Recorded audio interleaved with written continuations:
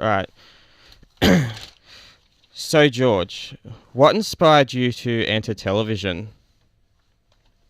Um, well, like most kids, I watched TV and admired, all the heroes on TV, and aspired to work on TV, and it was no more than just an ordinary desire to do that. I never thought I'd ever get on TV, and when I did, the first thing I did, I think it was Bellbird.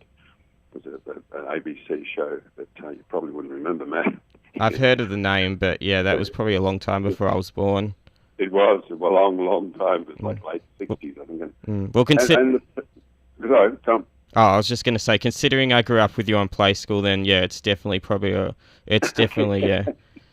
That's right. Yeah, Mm. and it was a huge thing, just knowing I was on TV and being watched by millions. It was an amazing feeling, and so that's where it started. And then I went to Teachers College and studied drama, and that gave me the opportunity to perform in plays and find my feet as a performer, and then have some sort of a desire, aspirations to work as a professional actor.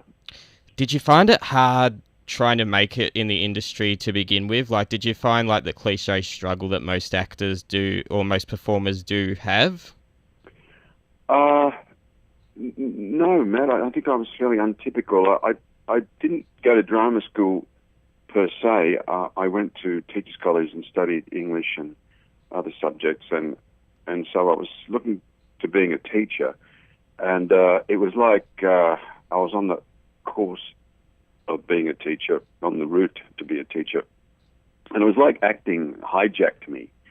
And so I auditioned for Godspell, and when I was just finishing my qualification, and I got in, and this was 1971, and I thought I could just do it for Christmas holidays, and then I'd go out and teach the next year. But it ran for 15 months, so it was like and then I got this offer because of Playschool to go to Sydney and be in a play, and it was like I couldn't get back to where I thought I was supposed to be going. It was the strangest thing. So no, Matt, I wasn't sort of struggling. I did have periods in the next 30 years occasionally where I sort of, I was in between jobs. I did some teaching, but no, it's been a fairly consistent run. I've been extremely fortunate. You started you an early acting job that you took on was a role in Mad Max, I believe. That's right, Mad Max 3. When you were on Mad Max, did you believe that Mel Gibson would turn out to be like the legendary Hollywood star that he is back then? Well, he had a lot of clout when he did Mad Max 3. It was like he was on the verge of something really big, and I always thought that he had everything that required to be a star and a success in Hollywood. And I knew that people were talking about him in the industry in America from American actors I'd spoken to. So there was this groundswell of interest in him, and I thought, unless something unexpected or awful happened, I couldn't see him not being very famous and very successful. Of course, you could never anticipate that he'd do something like Braveheart, direct and star in it, and the other amazing films he's directed, and then be in a franchise like what is it? I keep getting them all mixed up. Like the Die Hard. It's like Die Hard. Well, he was just in the Expendables 3 recently as well. Yeah, he was. But the movies that made him a commercial commodity, where he plays the returned serviceman from Vietnam, and he's a bit crazy. He's a cop. So, I'm sorry, I can't think of the it's old age, Matt. I can't think of the names of it, but that sort of cemented him in terms of being a bankable star and being able to earn millions and millions of dollars.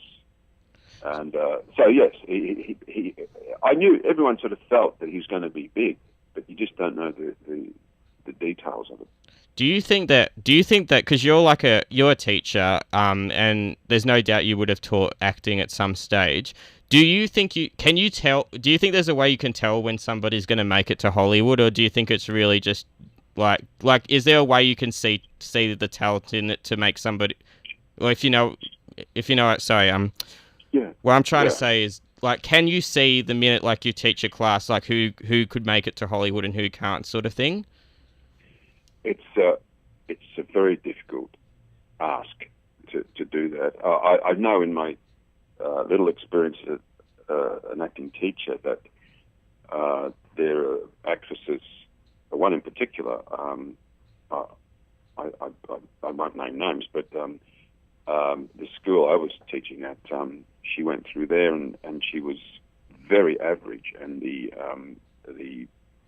teacher told me, he said to her, "Look, I don't think you're wasting your time." But she kept going, went to Hollywood, and then she's a big name now, and big name, and been in some excellent movies, and a terrific actress. So you can't. I think you've got to have certain assets, certain value for the film industry. Either you've got to be stunningly beautiful or incredibly handsome. You have to be smart. But on top of all that, an ability to act is necessary. But on top of all that, I think in the end, you have to have drive. You have to have a belief in yourself and an utter compulsion to want to be a success. And that, I think that's what separates the success of the stars from the also-rans. Did you personally ever think of moving to Hollywood or trying to set yourself up in Hollywood? Did you ever think of trying to act over there? It never really appealed to me. When I started acting, I did a lot of Crawford's work. I suppose you'd remember Matlock Police and Homicide Division 4 Matt. There was Yeah. a whole group of them, and there was an Australian television and film industry that was just exploding at the time. And it was exciting to be in Australia, and you had actors coming to Australia to work. They'd bring people out. And so there wasn't the same interest in England and Hollywood like there is at the moment, and there was prior to this rebirth of the Australian film industry and entertainment industry. So it was all here. And I was getting TV work in comedy and drama, and I was doing stage plays. I was able to do Shakespeare. I was able to do musicals. And then, as you know, I was able to do Playschool along parallel with everything else. So I didn't want to go anywhere. I was happy to be here. It was fantastic. Now it is. I can understand that the young people, they tend to do classes and then they go straight to Hollywood and try to crack it. But no, I didn't have that desire. I do agree with you that Australia really did produce some very good shows back in that time, and like they are quite legendary when you look at them now. Yeah. So anyway, now it's time to talk about the elephant in the room, which is of course Playschool. All right. Believe me, I've got a lot of interesting questions about Playschool. Yeah, fire away. All right. So for starters, how did you land the role of Playschool? How did you land the presenting role in it? Well, when I was back in the 80s, Henrietta Clark, who was with the show almost from the very beginning, they had their way of selecting people, and it was fairly in-house, and they looked for people that they thought would be a good presenter and asked them to audition. It wasn't like an open audition, like you do with, as you know, like you do with acting parts. They would say, we think you'd be a good Playschool presenter. Can you come and audition? And you'd audition with a few others, but not a huge bunch of them. And everyone in the industry in Sydney was aware of Playschool and wanted to do it because it's a great thing to have along with, acting in theatre and television. And I knew that my time would come, and when it did, I was keen, but I didn't know what to expect. And it was a bit of a shock because it was so difficult. And I've heard great actors, Shakespearean actors, wonderful actors, come out of that audition their hands are shaking, and they say it is the hardest thing I've ever done. And you don't know that when you watch it, of course, because it looks easy, and that's part of the skill. It looks like you're making it up. Some people say, "Oh, you make it up, don't you?" No, it's sort of like that's part of the skill of making it look like it's spontaneous and it's personal. And all this you don't know until you actually get there and you audition with a script in front of the cameras, and you realise how difficult it is. So I was asked, and I was lucky enough to be selected, and they give you a few trial goes if they think you've passed the first muster, and then they keep you going from then on, and you become part of the stable, which is a very prized and select group of people.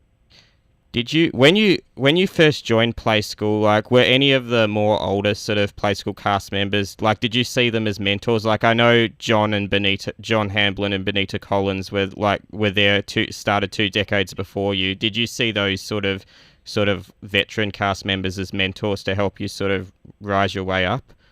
Yeah. I had great respect for them, and I was in awe working with them. I didn't work with John very much because they usually they paired male and female, but we would work on albums together, and there'd be other events that you'd work together. But as far as mentoring or helping, it was a bit like every other workplace. You know, you have to stand on your own 2 feet, and you have to find your own way. And if you don't, you know, it's not up to them to help you. It's up to you to make it work. And so, in that sense, there was not mentoring, but I did learn by watching John and Benita, and working with Benita and Noni, and it was either sink or swim. You know. Do you think that when, like, in your time with Playschool, because you started in the mid-80s, I believe, and your best known run was for most of the 90s, how do you think Playschool is different now compared to your time and a lot of your other fellow co-stars' times back then? Well, it's very different now, and as I said, when Henrietta Clark was the executive producer, there was a continuum from the beginning, the values and the way it was made. And the way it was made was you'd rehearse in the morning, you have a run, so you'd rehearse a morning of one episode, and the next week go to the studio to film it. And that half day allocated for one episode in the studio would consist of going through slowly, step by step with the cameras, and then do another run after that, non-stop, but you wouldn't film it, and then you'd have notes, and then you'd film it non-stop the third time, and that's what would go to air. And it was like a piece of live TV because you didn't stop, and it was like half an hour of live TV, and that gave the program a certain edge, a certain spontaneity, and with people like John Hamblin, and I hope myself and some of the others, gave us an opportunity to improvise a little bit and be funny, and when mistakes were made, you'd make a joke out of it, and so people understood this was live. It was virtually live, and it was fresh and I think really interesting. And you look at those old episodes, and there's a certain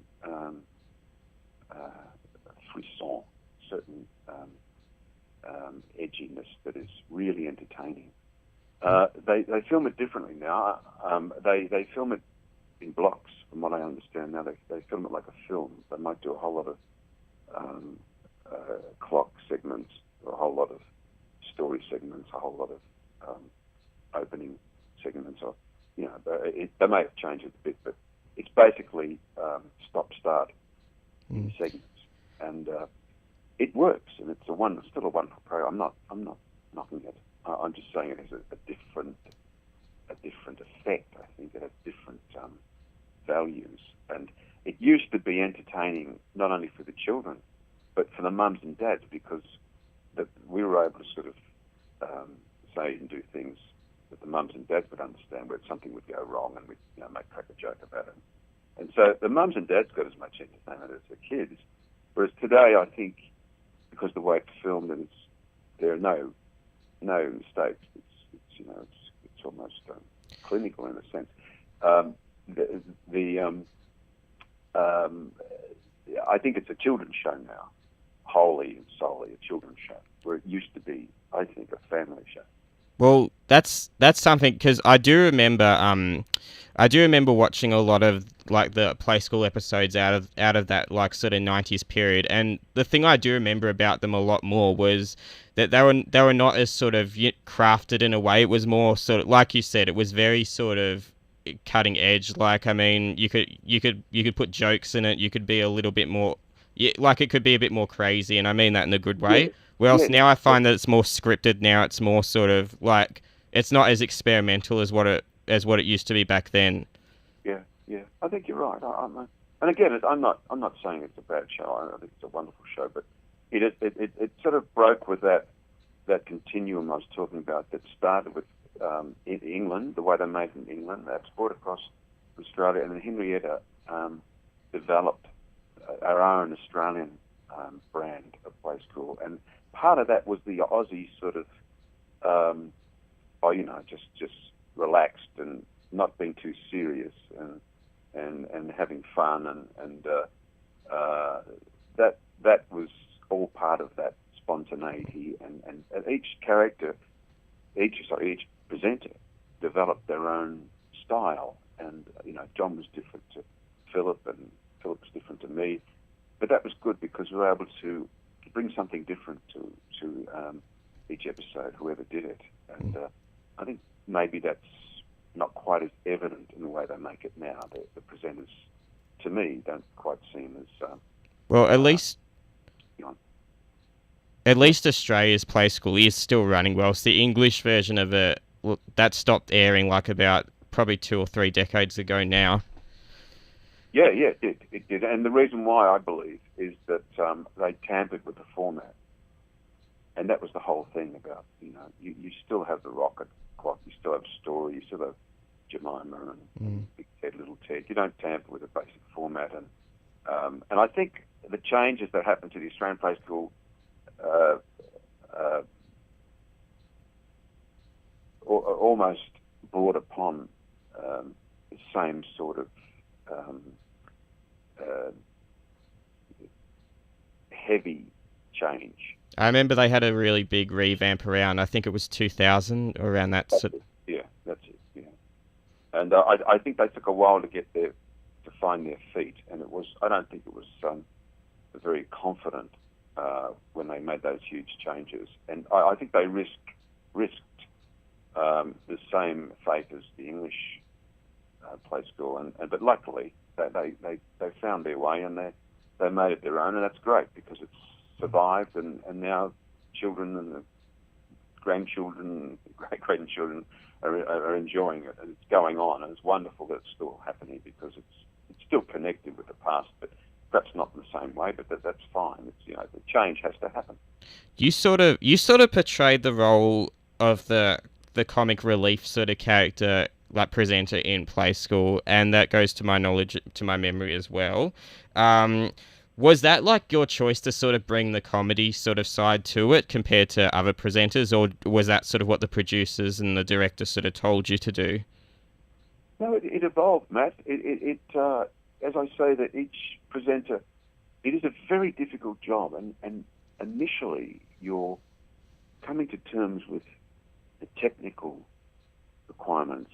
You learn a script, but you have to know that a particular line is going to be caught on camera 2, and that's a medium close-up of just you, and then it's going to cut to a long shot of both of you, a 2-shot of both of you, and you've got to look to the camera that's going to do the 2-shot, and not look at the camera that's got you on a mid-shot prior to that. So all this was going on for like half an hour, and you've got to know that they might say, the sound guy might say, when you sing that song, can you sort of just turn a bit there because I'm having trouble getting the boom over the set or something. And so you had all these technical requests from different people. You'd have the producer saying, look, can you drop that second verse in the song because the show's too long? And so you've got to forget stuff, and then you've got to add stuff. Can you not say that word because it's a bit ambiguous? The children may not quite understand, so use this word instead.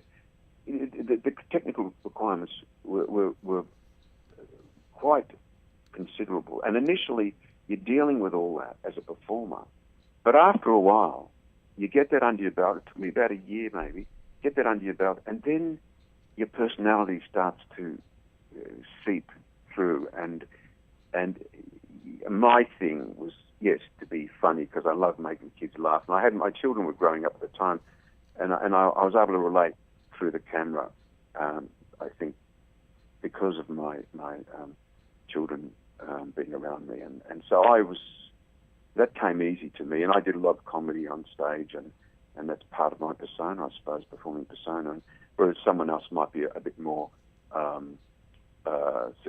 sophisticated, but a bit more straight, and not be as physical. Maybe I was in my comedy.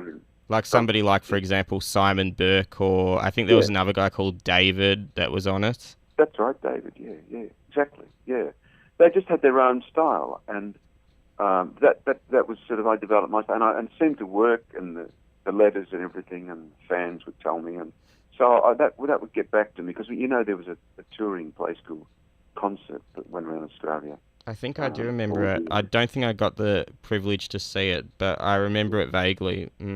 They tended to film a version of each version every few years, and you might have seen that. You see a Playschool and there's an audience, a big audience, and that was the filming of the actual live concert that toured Australia and still does, I believe.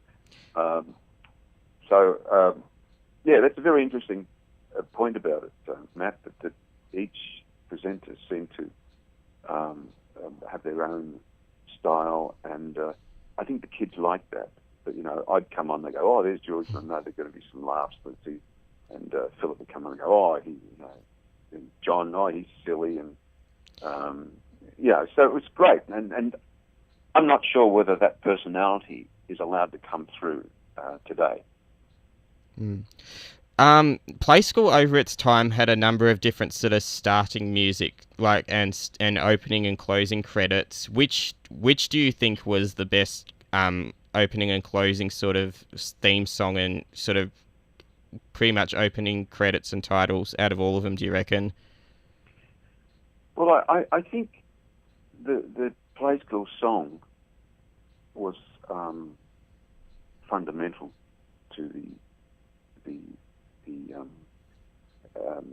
appeal of the show, and I think when they changed it in 2000, it was no longer "there's a bear in there and a chair as well." A nice rhythmic introduction, like a clarion call to children. If they heard that opening, they just run to it and they know what's going to happen. It was softer, and in 2000 it was softer, and they didn't sing like the whole song. It wasn't a sing-along type thing, And I think the whole sing-along thing is very important because it sets the tone for the rest of the show, which is heavily participatory. It's always inviting kids to be active. I believe in the 80s, didn't they have another version of it again? They did, but it was singing, and it was a sing-along type. It was a different version of it, but it was still a happy, jaunty, sing-along type introduction. And ours, the one they made, I think in about 85, 86, that was probably the one you enjoyed right through the 90s. Exactly. That was in the same vein as the original one, but the one they made in 2000 was quite a severe departure from that tradition. Was there? You worked with a lot of different co-hosts over your time. Was there a co-host that really, or another fellow presenter that really, like, you enjoyed working with the most? They're all different and all enjoyable, and I enjoyed working with Monica um, and Benita could be fun, and it was not so much enjoying them as a person. It's enjoying the fact that they've done their homework, they know the lines, they know the cameras, they know what I'm going to say. So you enjoy the teamwork, the partnership. And I actually did a couple of episodes with guys. I did one with Philip, and it was one of the best ones I ever enjoyed because he was just he was right on it, and he was fun at the same time, and there was a teamwork thing happening. Was there a particular play school week that you enjoyed the most to film? Like, because they covered a lot of things. I remember when I was a kid, Trisha and John did dinosaurs. I remember there was an episode with you and the main actress out of Strictly Ballroom, and you had like a bunch of puppies around you, and I think the theme was dogs for that week. Was there a week that stood out to you the most that you enjoyed filming? I was never comfortable with drawing. I was not a good drawer, and even makes I used to find when a make would be you get some paper and some clag and you stick things on, and I was always all thumbs when that happened. But I enjoyed. I used to enjoy the animals because that was always spontaneous, whether it was dogs or birds or chickens or what. It was always spontaneous. Things would happen that you couldn't choreograph. And one day I was doing an episode with Monica, and it was with chooks, I think, chickens. And Oh, I think I do remember that. yeah, I do remember it now. Yeah. yeah, and so you could crack jokes about laying eggs and things like that, and you'd have to. The director would say, "Well, you're just going to have to describe what happened." So there was a freedom about that I loved, and that actual episode, one chicken, two of them took off in the studio. They just flew, and we had to stop. We had to stop filming, and it was just so funny. And so I loved that spontaneity. It stopped it being too stiff and studio bound. It just brought a whole new dimension to doing the play school. It relaxed everyone, and I really enjoyed the animals. I do, like now that you mention it, I do remember that play school episode in particular, and I'm going on a really like sort of archival memory in my head, but I think towards the end of that, as you were signing off, like you were saying to the crowd that like you were looking for those chickens or something. They'll be around the studio somewhere. That's right. Yes, you do. You're right. You remember that. I remember that now. Yeah, and we were improvising. I mean, yeah, that was wonderful. We lived that. I haven't seen that episode for a really long time, but yeah, it just came to me as you started mentioning that now. Yeah. Well, that's the sort of episode, I think, if people wanted to understand the quality or the style of show that Play School was in the 80s and 90s, that episode encapsulated the things we've been talking about today.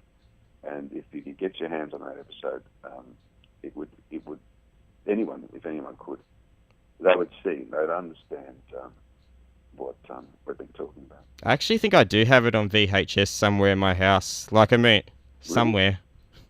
Wow, you're a real avid Play School fan. Oh, I used to be a massive fan of Play School when I was a kid. It was my favorite show for a very long time, and yeah, I used to love it. So all the episodes, I had like those videos you used to be able to get at the ABC shop. I had some of the Play School books you could get there. I mean, it really was a show that really did stand out to me growing up. Yeah, it is.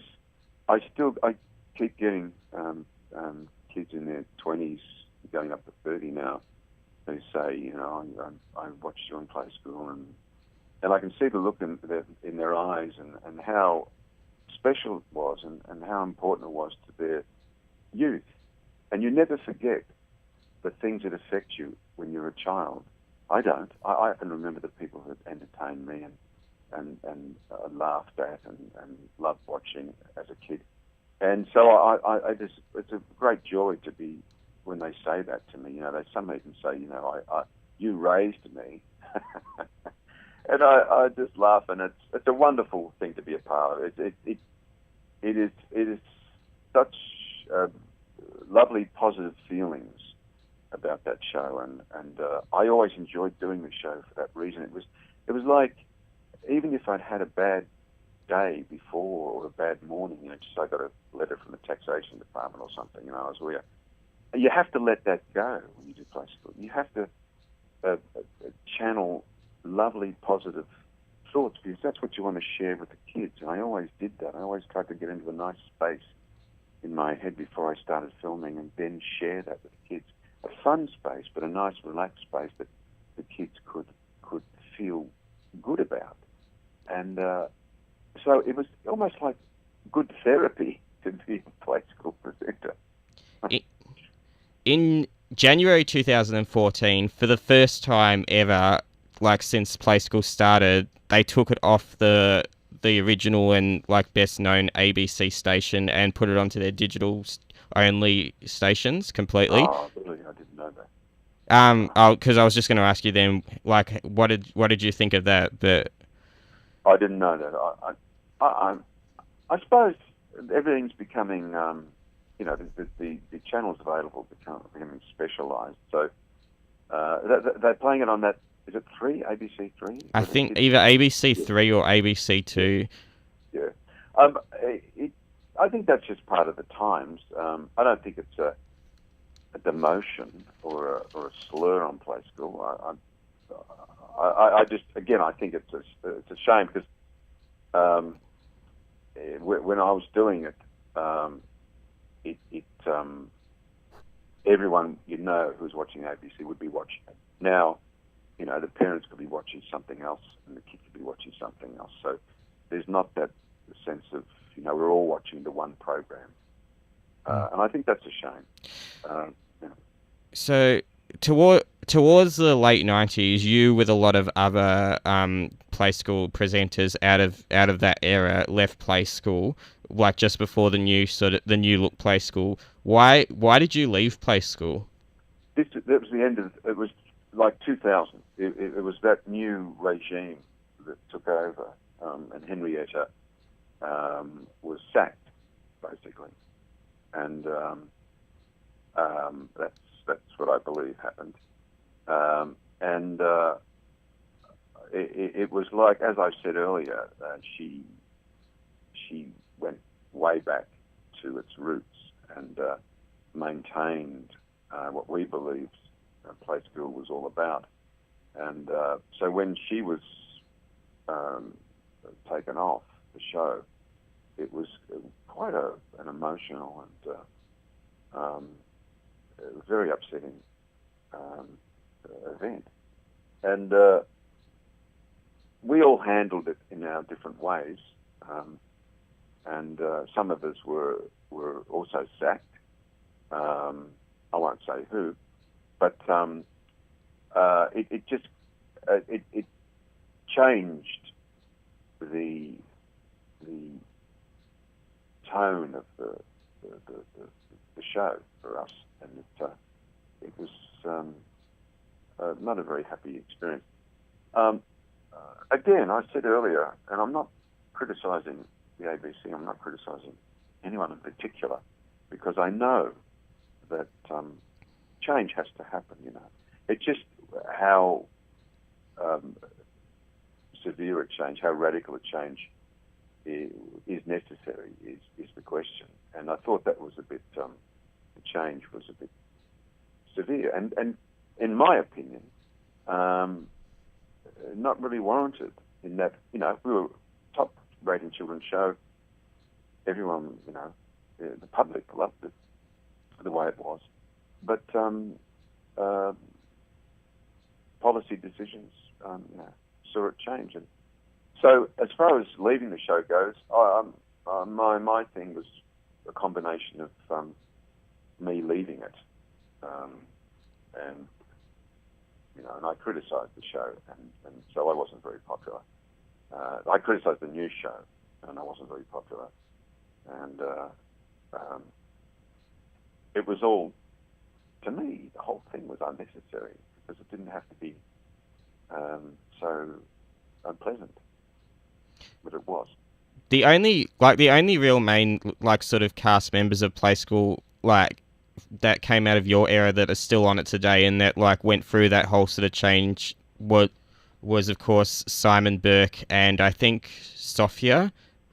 Yeah. That like they're probably the only cast members now that are still doing it that like you would have worked with in your time sort of thing. Yeah. So yeah, do you think that they should show repeats of like your like of that sort of 90s era of Playschool on ABC 3, or do you think they should like show those repeats rather than just like only like what's currently out? Well, I don't know. It's up to them. It's their decision.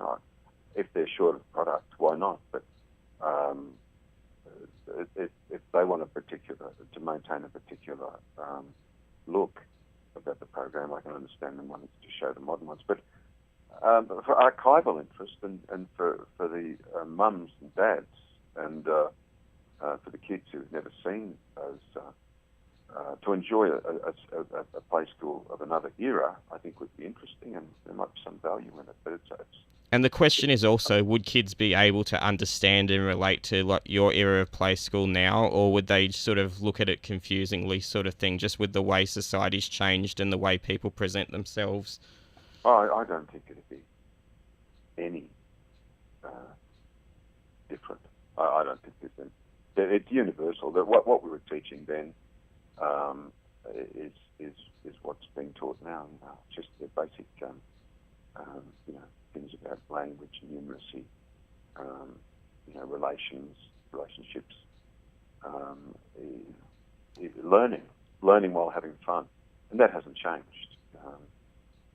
Would you ever go Well, back on play school? Like, would you ever make a comeback? Oh, if they asked me, I'd love to. Yeah, of course, I would have come back.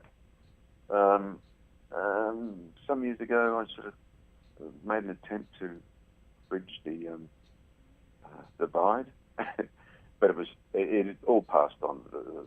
The caravan had well passed, and it was a shame because I did get so much out of it, and I did love it so much. But I accepted it and moved on, and I have moved on. But I'd do it tomorrow. I'd love to do it, but it's up to the powers that be, and maybe they don't want someone my age on it. That's the thing. I mean, I think some of us are pretty old now. Maybe they don't like that look. I don't know, but I could see merit. I could, but it's up to them. At the time of working on Play School, you were also a main character in Neighbours. Did you find that hard? Because Neighbours is filmed in Melbourne and Play School's filmed up in Sydney. How did you find it having to like film in two cities? Did you actually have to do it at the same time as well, physically? It was the thing about Play School is that because it's shown all the time, it looks like you're doing it all the time, but they repeat it a lot. So I just didn't do as many. For large periods of time, I didn't do any, but it looked like I was still doing it because they had 6 or 7 years of play schools that they were repeating. So I was still on air, and I was in Neighbours for over a year, and I loved that. But I left it because of Play School. I was given the opportunity to record my own albums, my own songs, and do my own concert. And I felt that too irresistible, and so I left Neighbours, and I was terrific about it. And I toured for years with Play School, my own concert, and it was a dream come true because I love music, I love playing the guitar, and singing, all that. Do you think that like your character, if they asked your character to come back into Neighbours now, do you think it would be like easily relatable to some of the current cast, or from a script writing point of view, do you think it would just be really almost impossible to be able to bring it back in without it sort of seeming awkward? I don't think it'd be awkward at all because they've got some people who went away, come back, and it's easy writing a character into a situation. Like they don't have to justify where have you been. I mean, time has passed and things have changed, and you are whoever you are when you walk in. I mean, you're that character, but you just, everything starts from when you come in and you affect what's happening in the pot, and how the pot affects you. It's not to do with, oh, you went away, why did you go away, and explain yourself. I think it'd be very easy. I'd love to go back into Neighbours too. I mean, look at Hal Bishop, for example. He went missing at sea for a great period of time, and then they just randomly brought him back in, with no memory, working in a Salvation Army shop. See, you answered your own question, Matt. It's easy. Amnesia. You can come back as your twin. You come back as it's fantastic. That's a wonderful thing about TV. And there still are also a couple of cast members that you did get to work with in Neighbours that are still in it now. That would probably also help, like Paul Robinson, Stefan Dent. Paul's still, yeah. Also Tom Oliver, who played Lou Carpenter. Like those two. Tom. Yeah. I mean, did you ever get to work with Hal Bishop out of curiosity? No, he was gone when I was there, and but he was a legend. And, He sounds like the sort of character where if you didn't get to work with him, if you didn't get to work with Ian Smith, everybody would know his character on Neighbours, no matter who you are, sort of thing. Yeah, it's possible. But I love working with Tom Oliver, and we had a sort of a comic thing happening at latter stages of my stay there, and I love doing that. Even Terence Donovan made a reappearance recently for a couple of months. Yeah, that's right. Yeah, it's great because I think it's important. Like with Playschool, it's that connection with the past is very important because it's like life. Your family, your elders, and it's important to have that generational thing happening because I think that supports what we do. It's something to gain strength and confidence from. So what are you doing with yourself these days? What sort of work are you getting yourself involved in? Well, I'm currently in a play called The Last Confession, and that's starring David Suchet, who you might know from the Inspector Poirot series on the ABC. I think it's the ABC now. And it's a wonderful experience. It's about the Pope who was mysteriously died in the late 70s, and looks at whether it was from foul play or whatever. And I play a cardinal with all these other cardinals in the Vatican, and it's political, and it's intrigue, it's mystery, it's detective, and we rehearsed in London, played in Toronto, then went to Los Angeles, and we're doing an Australian tour. And we're in Sydney. I'm in Sydney. That's where I am. We started in Perth, Brisbane, Adelaide, Melbourne. Now we're finishing in Sydney. And it's been about 9 months, and it's been wonderful. It really sounds. It sounds like quite an amazing. It sounds like quite an amazing play. It's really been a very great pleasure to talk to you, George Spartels. Not many people I went to high school with, and probably not many of my colleagues can say they've interviewed a former Playschool host. So, I mean, it's really. There's a whole lot more stuff I would love to talk to you about. Like, for example, you did a music video called "Surfing with the Seagulls." That's right. Yeah. I think you even did your own sort of independent thing with Monica. How you got locked in a toy shop or something like that. Yeah, that was a Disney film. It's a wonderful, wonderful piece. It's one of the best things I've been associated with. She wrote that. It was wonderful to work on that with her. I did my own DVD, Let's Go Out, with my children. I cast them in it and wrote songs around Manly Beach, where I lived at the time, and that I look upon that as one of my favourite things I ever did. So, do you still talk to any of your Playschool co-hosts now? Do you still have contact with them? Oh, I haven't recently, but I bump into them occasionally at plays and things, and they're all doing well, and we're all getting older, and that's life, but Matt, it's been a pleasure talking to you, and I appreciate your interest, your enthusiasm, and good luck to you.